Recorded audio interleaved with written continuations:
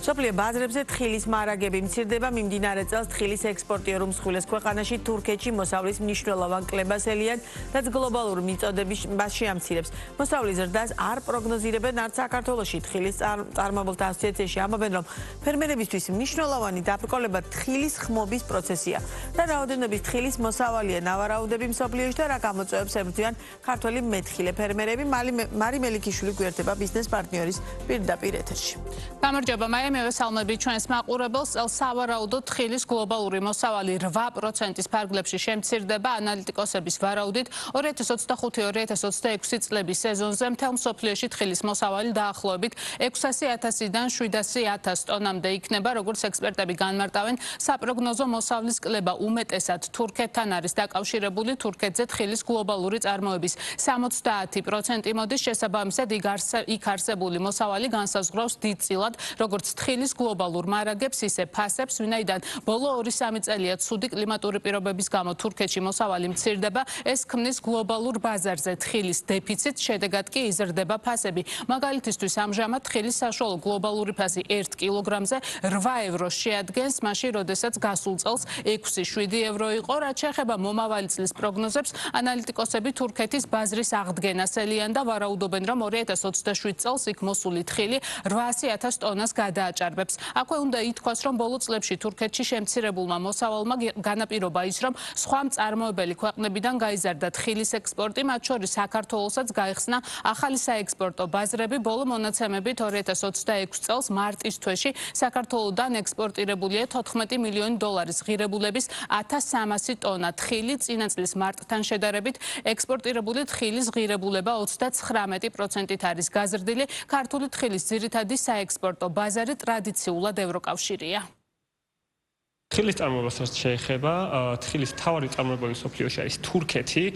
თურქეთში მწარმოებელთა ცვლილებები ძალიან აისახება შემდგომში ბაზარზე, როგორც რაოდენობაში, ასევე ფასებში. ბოლო 2-3 წელიწადის განმავლობაში ზოგადად ცუდი მოსავალი იყო თურქეთში, რის გამოც შემცირებული იყო თხილის მარაგი და ამ წელსაც ჰავის გამო კიდევ ერთხელ დაახლოებით 20%-ით შემცირებული მოსავალი ჰქონდათ.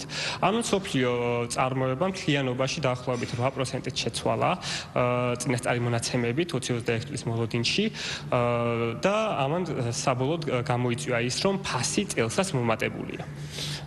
მომავალში მოლოდინი არის ესეთი, რომ უახლოეს პერიოდში კლება არ არის მოსალოდნელი, თუმცა გრძელვადიან პერიოდზე ვერ ვისაუბრებთ, რადგანაც სტრუქტურული ცვლილება არ ყოფილა თხილის ნალექს ფართობში. მიმდინარე წელს ექსპორტის ზრდა პირდაპირ იყო დაკავშირებული თურქეთის ბაზარზე მოსავლის რაოდენობის ნაკლებობასთან და საკმაოდ მნიშვნელოვანი განსხვავება იყო ჩვენს პროდუქციის ფასსა და თურქეთის პროდუქციის ფასს შორის. რამაც ესე ვთქვათ გაგვიღო კარი ისეთ ბაზრებზე, რომლებიც ადრე ჩვენთვის მიუწვდომელი იყო. ძალიან ბევრმა მომხმარებელმა დაიწყო სხვა რეგიონებიდან თხილის შესყიდვა, საქართველოდან, აზერბაიჯანიდან და ზრდა ამან გამოიწვია.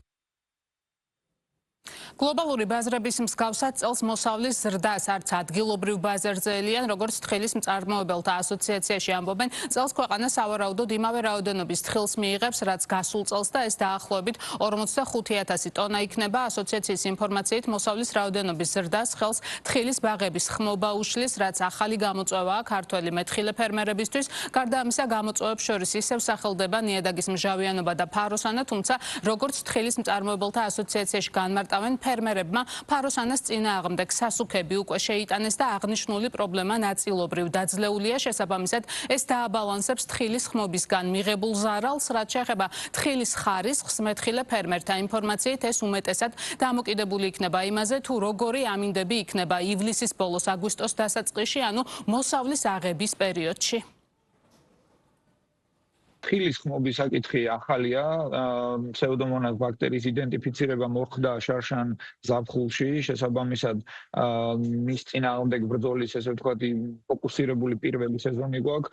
ბრძოლა საკმაოდ ძვირი ჯდება, რომ ორჯერ სპილენძის წამლობას მოითხოვს მინიმუმ და პლუს ამას დამატებით კიდევ ბაქტერიული პრეპარატების გამოყენება დაახლოებით 1300-1400 ლარი ჯდება მარტო პრეპარატები გექტარზე, სადაც ძალიან ბევრ მცირე ფერმერს კი არა უმეტესობა ძალიან გაუჭირდება ამ თანხების ინვესტიციის განხორციელება, რაც სამწუხაროდ ცუდ ზეგავლენას მოახდენს ჩვენს პროდუქციაზე და ზოგადად მოსალოდნელია რომ მიმდინარე ზაფხულში გვექნება ხმობის მნიშვნელოვანი ესე ვთქვათ ტალღა.